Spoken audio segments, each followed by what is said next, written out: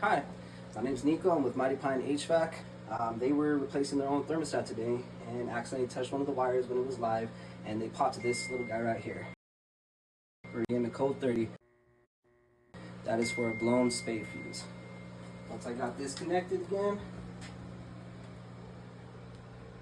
slide that baby right back in there.